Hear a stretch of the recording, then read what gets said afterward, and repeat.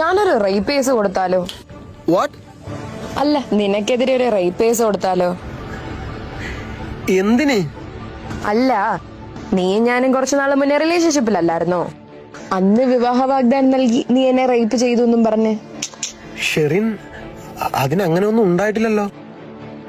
ഉണ്ടായിട്ടില്ലേ? ഞാൻ വേണ്ട വേണ്ടെന്ന് പറഞ്ഞിട്ടും. എടാ, നമ്മളുടെ റിലേഷൻഷിപ്പ് ഇരുന്നവൻ രണ്ടുപേരെ സമ്മതിച്ചിട്ടല്ലേ? അത് നീ വേണ്ട വേണ്ടെന്ന് തമാശക്കല്ലേ പറഞ്ഞത്? അതെ, പക്ഷെ കുറച്ചു ദിവസം മുന്നേ ഞാൻ ചാറ്റ് വായിച്ചേ. ഒന്ന് ഇരുത്തി വായിച്ച എല്ലാവർക്കും മനസ്സിലാവും അതൊക്കെ തന്നെയാണ്. പക്ഷെ അത് വെച്ചൊരു കേസ് കൊടുക്കാം. എടാ, റിലേഷൻഷിപ്പ് നിർത്തിയ നീയല്ലേ? ഞാൻ നിന്റെ കാല് പിടിച്ചില്ലേ? ഞാൻ അറിഞ്ഞോ നീ വലിയ ഇൻഫ്ലുവൻസർ സെലിബ്രിറ്റി ഒക്കെ ആവുമെന്ന്. അപ്പൊ പിന്നെ ചുമ്മാ ഒരു കേസ് കൊടുക്കാന്ന് വിചാരിച്ചു. പിന്നെ എന്റെ പേരും വെളി വരത്തില്ല.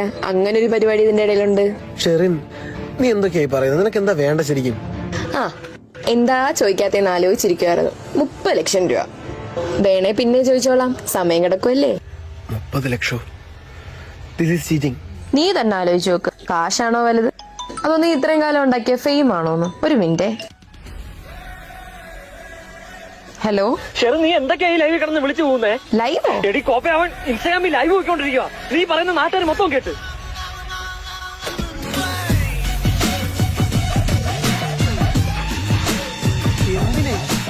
അല്ല, നിനക്കെതിരെ ഒരു റേപ്പ് കേസ് കൊടുത്താലോ?